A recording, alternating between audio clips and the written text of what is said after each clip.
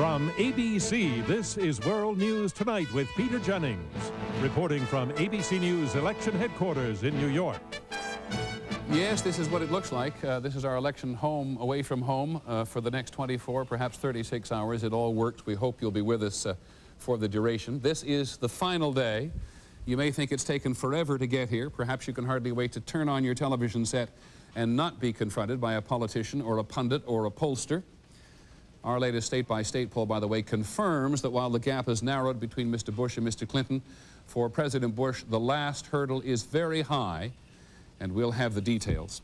For every politician in the country who's in a close race, the next 24 hours will seem like an eternity.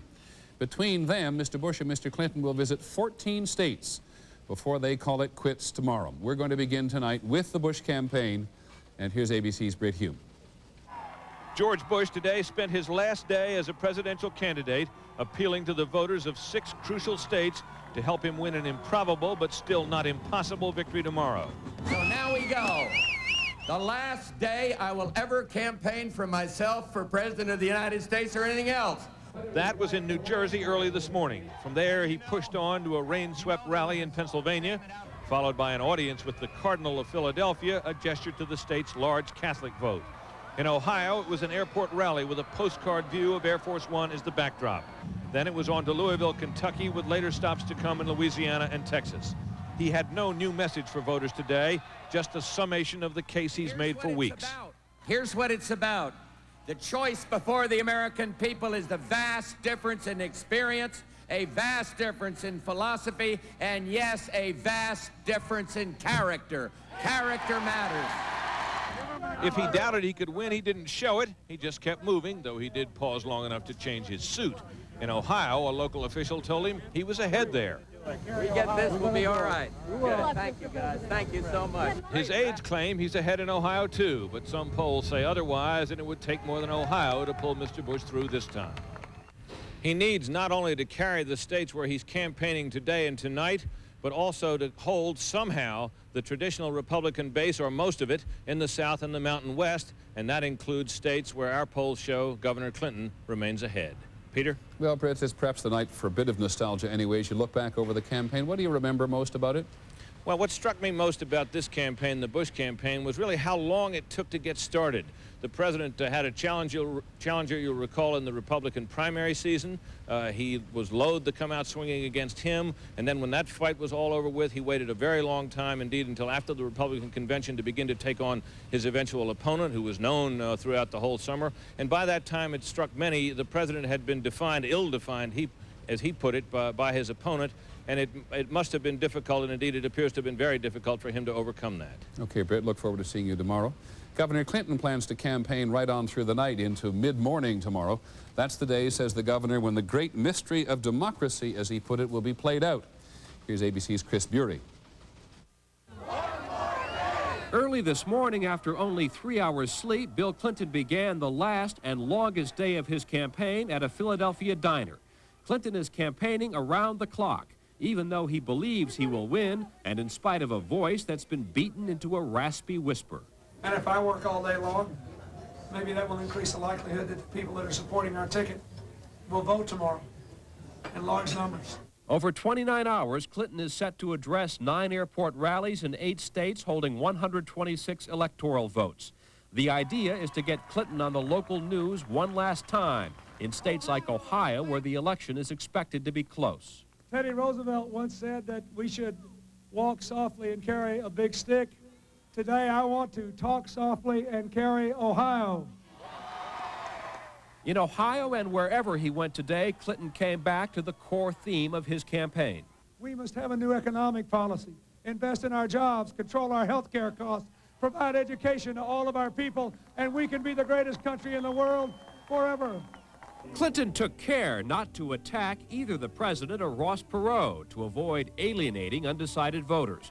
Above all, Clinton exuded confidence. In Cleveland, he introduced Hillary as the next First Lady.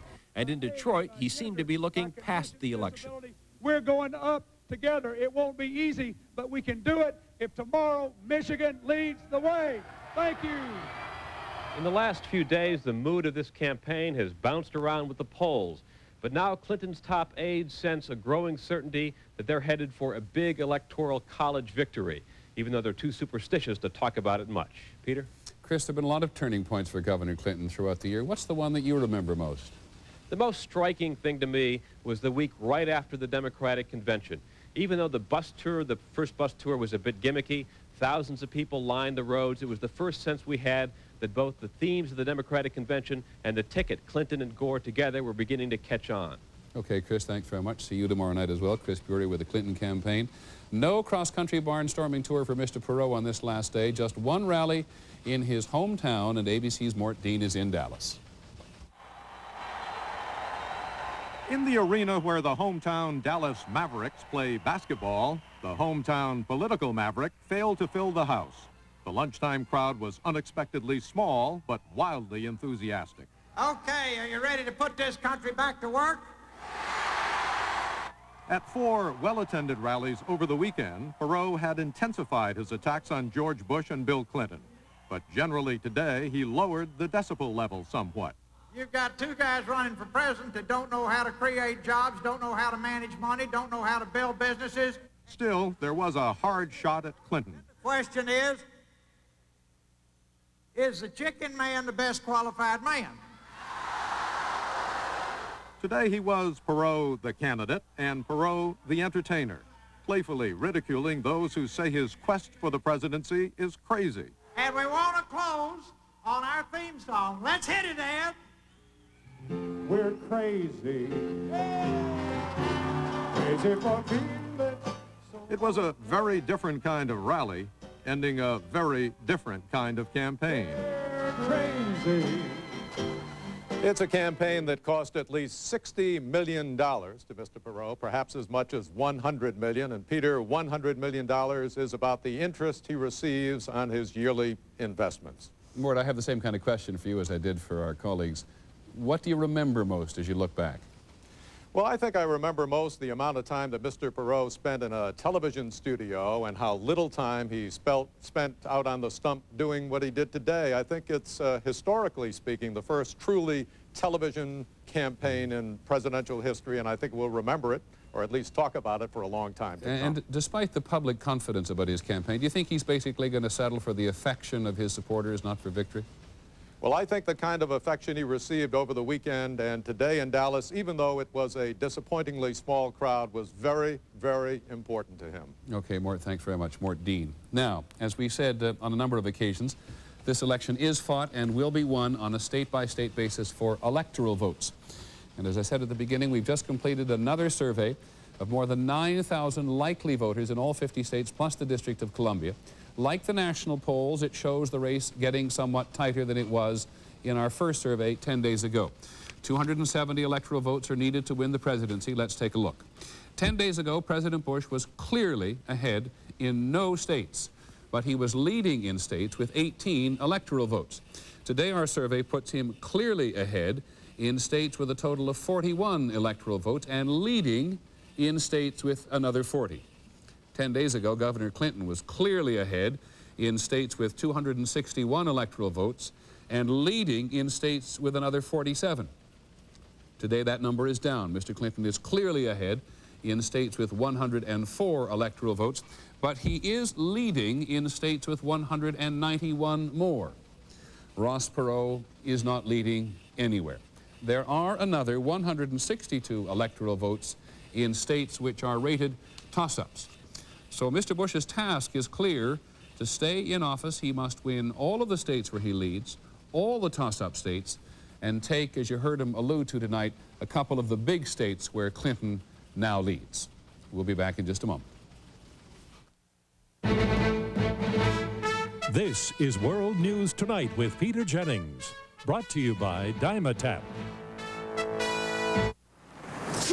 When I get a cold, I see a doctor. I'm married to one. My wife recommends Dymatap Extentabs. Doctors have recommended the Dymatap brand over 200 million times. Adult-strength Extentabs relieve your cold symptoms for 12 hours with one of the least sedating non-prescription antihistamines. My wife is a doctor, so I can really trust what she tells me. Doctors recommend Dymatap for their families and yours. For 4-hour cold relief, try new Dymatap liquid gels. Sarah, and she's lucky, because today she'll encounter egrets doing dances and alligators in the wild.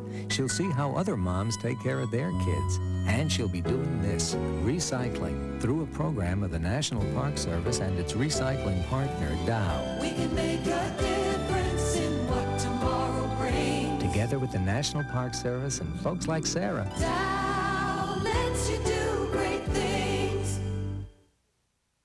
Well, in the last several days, you haven't heard too much talk about the Congress, but you will surely recall throughout the campaign, President Bush has spent a lot of time trying to convince the public that what the country needs is a new Congress, one with more balance between Democrats and Republicans at least, or certainly more Republicans, which means a lot of incumbents would have to lose. It may very well happen, it may not. ABC's Cokie Roberts is in Texas. After 20 years in Congress, Democrat Charlie Wilson is running scared. He's pounding the highways of East Texas, begging for campaign contributions. Mullet, this is Wilson. How you doing? I need some money. To win re-election, Wilson's using all the tools of an incumbent to tip the scales in his favor, claiming credit for bringing jobs to the district.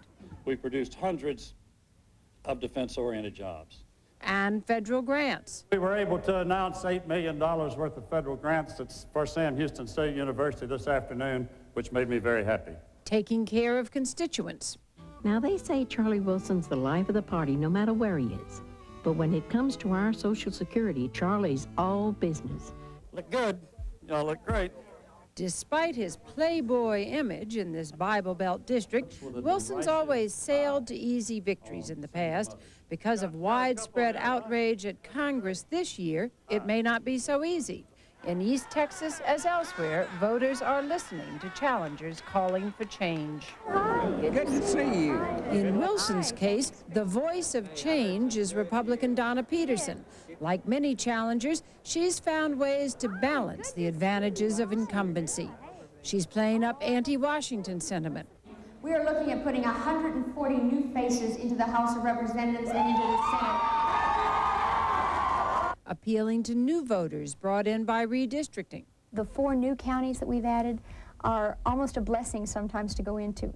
He hasn't done anything for the folks in those districts. Reminding people of Wilson's 81 overdrafts at the House Bank. It's lifestyles of the rich incumbents, fat cat congressmen who waste your tax dollars traveling the world. In some states, and Texas is one of them, another unknown factor could weigh against incumbents this year. The rage against politics as usual, stirred up by Ross Perot, could make his voters go against anyone holding office, all the way down the line. Cokie Roberts, ABC News, Lufkin, Texas.